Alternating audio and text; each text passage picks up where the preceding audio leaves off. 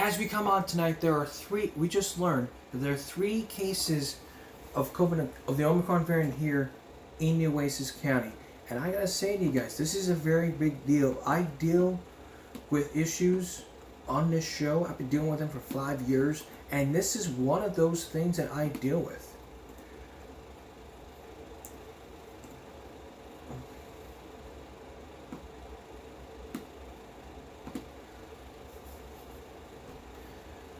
According to the public health director, Nat Rodriguez, the 3 patients were all male. 2 were between the ages of 2020 and between the ages of 60 and 70.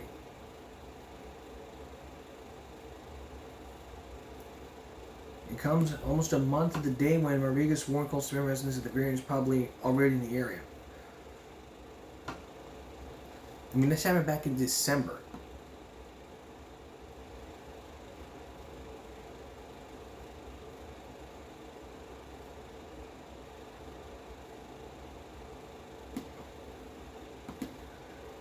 And this is a very big deal for all of us. I mean, this COVID variant, this Delta, this Omicron variant is the very big deal ever since COVID, ever since March, where we had to lock down.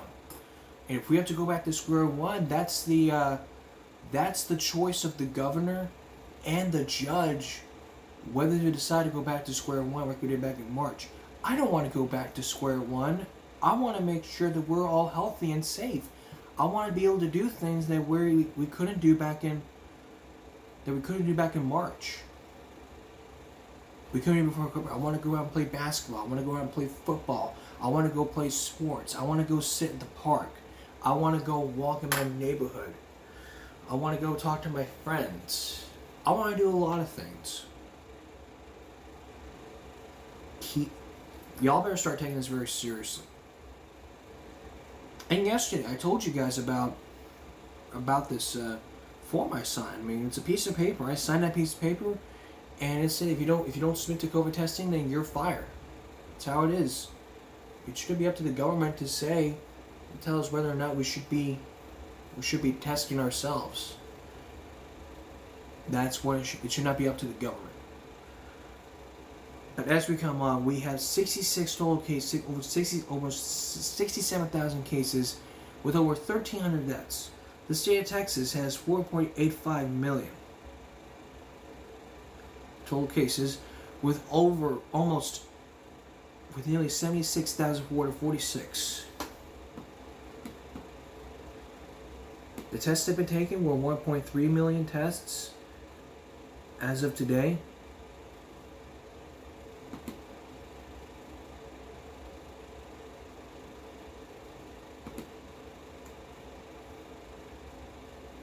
Over 1 million tests, and they've been positive.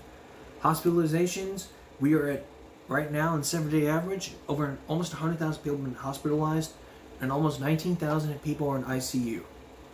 Vaccinations, we're still at 19.5 million people have at least one dose, 16.5 million fully vaccinated, 67% of the population, with 57.2% of the population has almost been vaccinated. So, again, this is the big issue.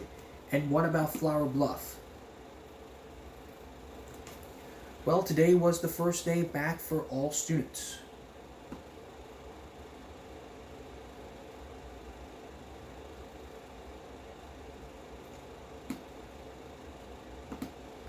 So let's look at today.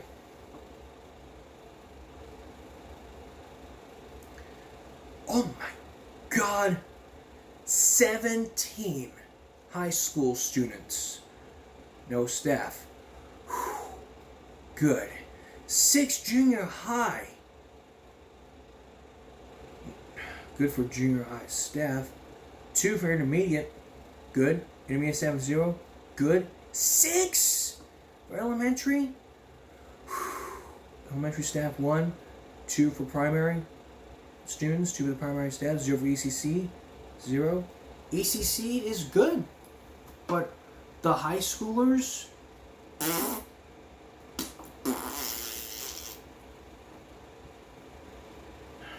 pull yourselves together.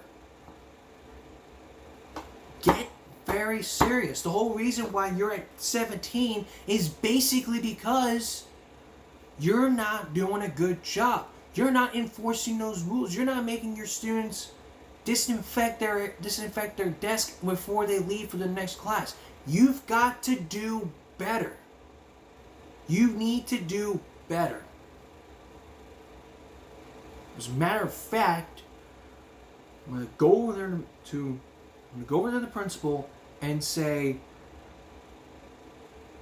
17 cases? Are you kidding me?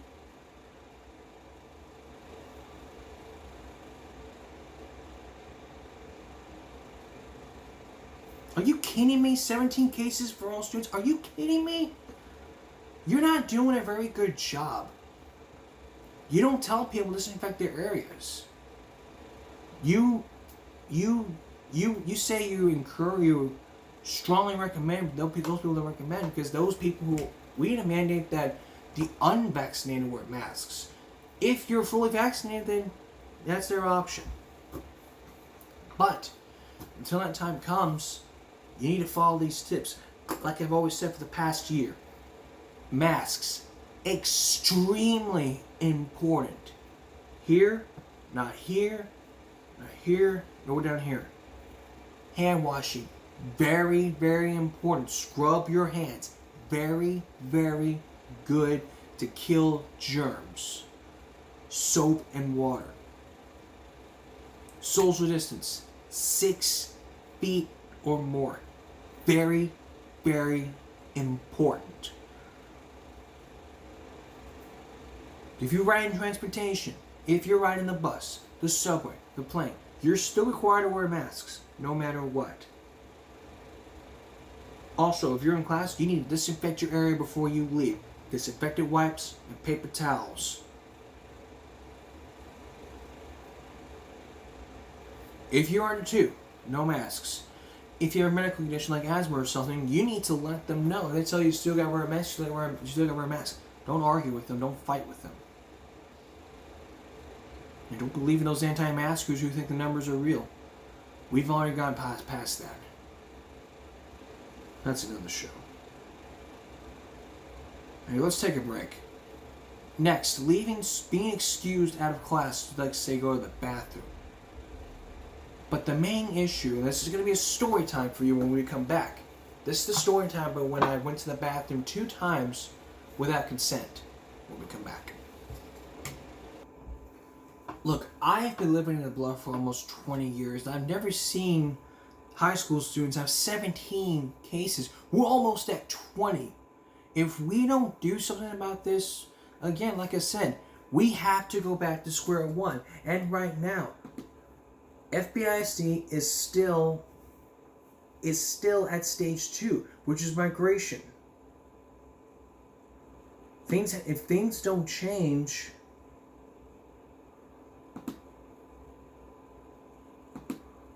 things have to change. We need to start mandating that the unvaccinated wear masks. If they refuse, then we have to just give them a choice. It's either wear a mask or don't come to school, or go to remote learning.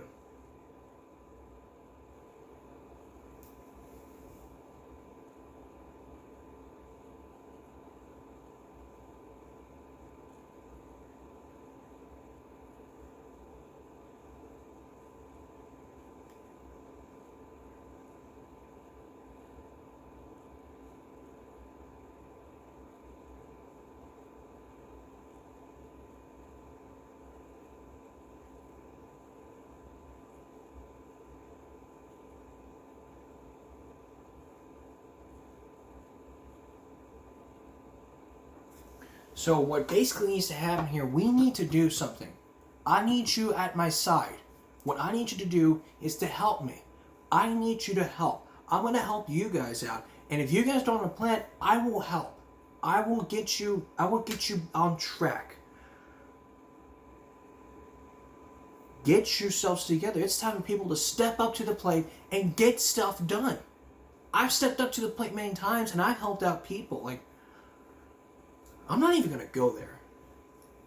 But we're going to go to a story break where I tell stories about what happened during my time at school. Sort of like a throwback Thursday, if you will. This is a story from the time I went to the bathroom 2 times without consent. So I was in elementary school.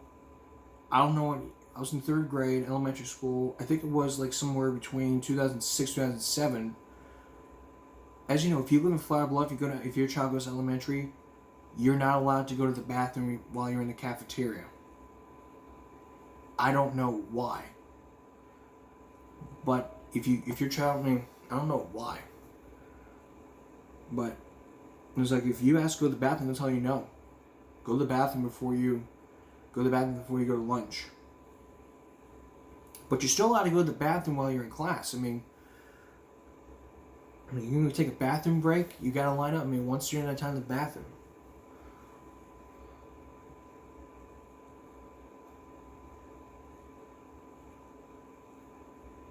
And I wasn't buying any of that crap because I needed to go really bad. So I just didn't ask. I asked one time, she said no, and I thought, screw it, I'm going to the bathroom. And she got mad at me saying, you're not supposed to go to the bathroom. Second time, was in the computer lab. Mr. Harris was the substitute teacher that day. It was my other teacher, I don't know, she wasn't here. So went out of the class, went to the bathroom again, I could get away with it. No, Mr. Harris told me the same thing. He caught me. So the moral of the story is, if you need to go outside the class, you need to ask. They say yes, you're good to go. If not, then stay in the class. That's the moral of the story. That's just the story, but I have many stories to come.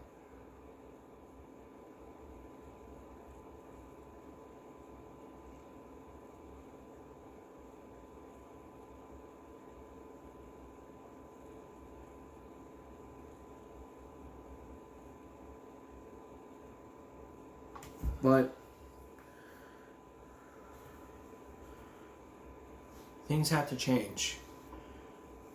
But I didn't care about the bathroom. Intermediate, you're allowed to go to the bathroom while you're at lunch. Junior high, high school, same thing.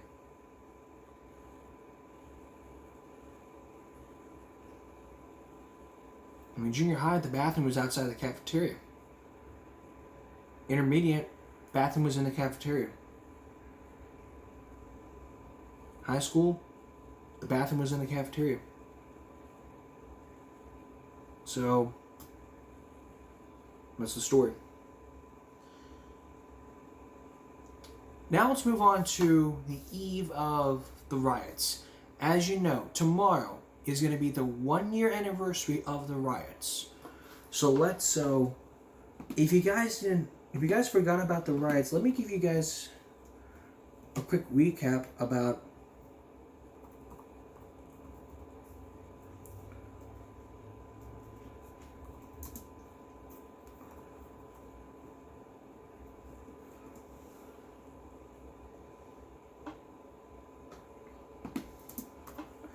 it was last year when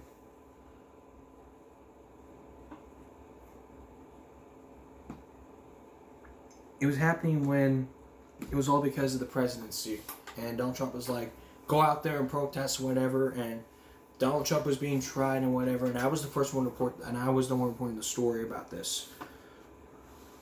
This happened January 6th, which is going to be tomorrow. So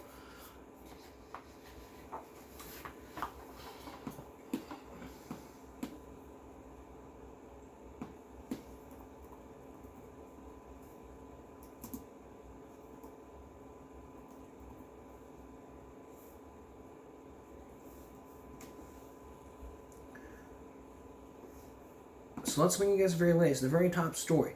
And just today, as we approach the 1 year, the Austin American Statesman says in their article that over 60 Texans face capital riot charges. Less than 1 in 6 have been found guilty so far. More than 700 Americans have been charged with crimes tied to the participation in the January 6th event.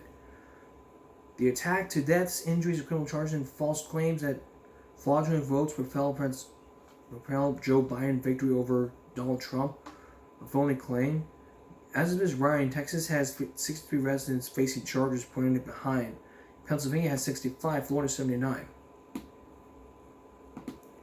So let's look at what their role was during all this.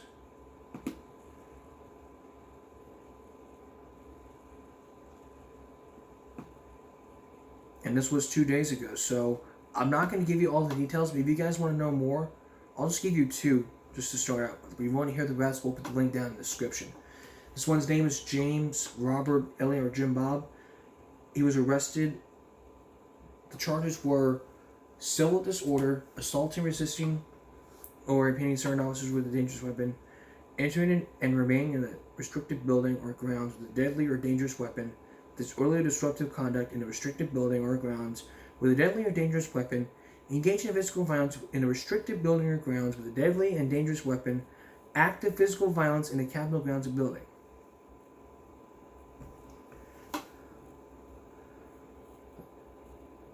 Mason Joel was charged with assault, resisting, weapon. It was age 26. He was arrested December 13th, 2021. James was arrested December 19th, and Freedom Ivory was arrested, charged for entering or remaining in a restricted building or grounds, violent entry, and disorderly conduct. Those are the three. But if you guys want to hear the rest of this, I'll put the link down in the description, as well as on top of the video, so y'all can read the rest. So tomorrow we're gonna have a special half hour about the Capitol riots, bringing you all the same thing about the charges. I'm going to dedicate a full half hour to the 1 year anniversary. But there's more. Give me a break or we return.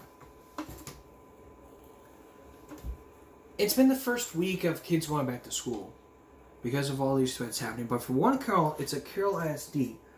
But for Carroll ISD, they're looking inside a brand new building. But I have concerns. Now y'all might be sitting there saying, "Come on, lighten up.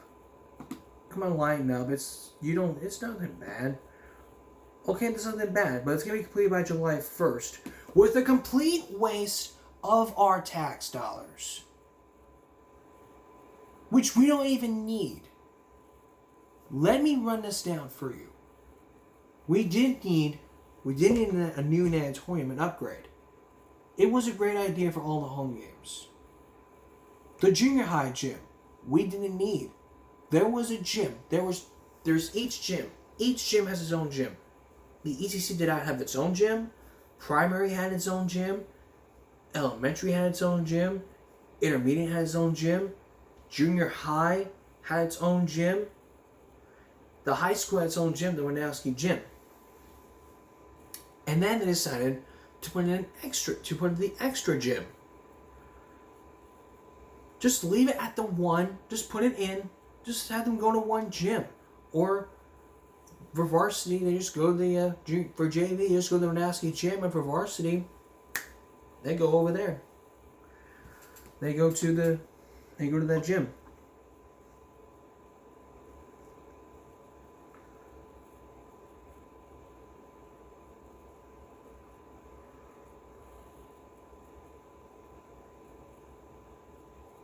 And so by July 1st, which is going to be months from now, we're going to have new upgrades. And when that time comes, I'm going to be coming under fire with a lot of crap. And you do not want to miss July 1st, so mark your calendars. Now, as people go back to school, are there any new school threats? Well, we just heard from... Now, as you guys know, yesterday I talked about more of those school threats. But there are more... There's still more concerns.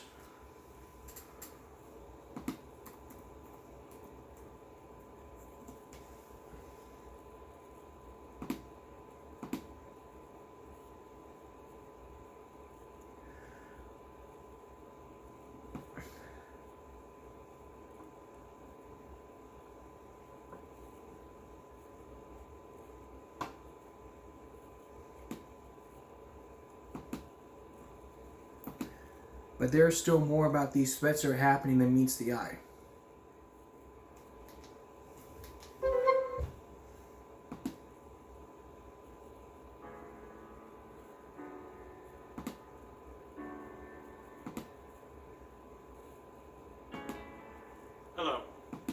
Eric Loris.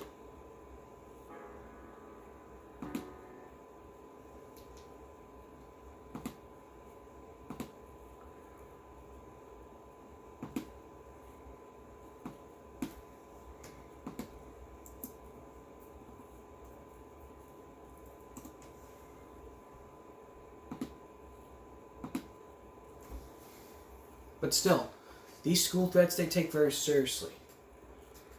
But before we get into that, and today was a bitter. Here are some news. The Callan superintendent is retired at 26 years of What's up, guys? service, so we congratulate him, and good luck. Now, here's what the Attorney General from Michigan says about these school threats, and this is for you guys in Michigan. Take a look. Hi, I'm Attorney General Dana Nessel. We all think of our local schools as safe places within our communities. Places where our kids learn, become star athletes, make lifelong friends, and build a sense of community. Our schools are also workplaces for the teachers and staff who are our neighbors, friends, and loved ones. In recent weeks, threats of violence have been reported at schools across Michigan. Local law enforcement agencies have reported threats on social media that number in the hundreds within their own communities. As a result, kids in our state have missed valuable days of instruction as school administrators are forced to close buildings to keep kids safe. Now, whether these are real threats made by those intent on doing harm or just pranks made by kids trying to get a day off, they are real crimes and carry real consequences. Law enforcement has a duty to investigate these threats and pursue charges against the individuals involved. And as our state's top law enforcement officer and a parent, I want to make sure kids and parents are informed about the law and are aware of the very serious consequences of making such threats. Michigan law allows for multiple types of charges when a person makes a threat of violence against a school, school employee, or a student. A kid that decides to post threatening messages on social media about bringing a weapon to school as a prank, or decides to get school canceled by calling in a fake bomb threat could face felony charges and prison time. Communicating a threat of terrorism is a 20-year felony in Michigan. Exactly. Calling in a bomb threat can result in a Yes. person being charged with a 4-year felony. Malicious use of a telecommunications device carries up to a 6-month jail term. Yes. Threatening to commit violence against a school employee or a student is a 1-year misdemeanor. The old adage of kids will be kids does not apply when our schools, students, teachers, and staff are threatened. Pranks and idle threats will be taken seriously and will have serious consequences. So if you receive a threat or know of a threat of violence against your community, please contact your local law enforcement. Threatening the safety of our local schools is no joke. Agreed. And for the same thing in your schools, if you see a threat happening, report to your local law enforcement, talk with the school official, and they'll take care of it. And speaking of which, has there been any more threats? Well, yes. Just today. Just today, Santa Rosa High School has been arrested after making an online bomb threat targeting specific ethnic and racial groups. On Monday, around 11, the Santa Rosa Police Department officers wanted a call about a potential threat. School administrators notified Monday morning that an unknown person had posted 2 messages on Instagram about threatening messages. The student was searched, and this student was 15. He was arrested for committing a hate crime and booked into the juvenile justice system. No additional information will be released about the identity. And there was still one. Coming up on Friday, we're going to hear from FCPS Maryland about the message about their school threats. And then probably next week, I'm going to talk with the school officer about how to handle these and what people can do here in Flower Bluffs that this doesn't happen to anyone else. But in a moment, I'm going to tell you about tomorrow's special. Tomorrow on the broadcast, it's the 1-year anniversary of the January 6th riot attack, of the January 6th riot in Washington. It was all because of Donald Trump. We're gonna give you a recap of what happened and give you guys the names of people who have been arrested. If you guys want to review this, you can review it before tomorrow, or you can review it and not watch the show. Watch tomorrow's show, but I do recommend you watch the show tomorrow. Because you're gonna need to catch up on a lot. Because it is the eve, and we had to remember. As history goes by, I can't repeat it. That's all for this edition of Give Me a Break Wednesday. A reminder, we'll see you again for a special Give Me a Break Thursday. A special. And this year, Give Me a Break will be on 5 days a week. Monday, Tuesday, Wednesday, Thursday, and Friday. So look for 5 days to Give Me a Break. I want to start pumping out more content. So make sure you guys hit that subscribe button, turn on the post notifications so you won't miss an upload. And as for the Dateline videos, look for those also. I've run out, so if you find any other websites that have a Dateline episode in them, send them to me by email. And I'll try to get back to as fast as I can. As a matter of fact, I think I have 4 from the my kid would never do that. So look for those probably sometime this week or next week. Good night.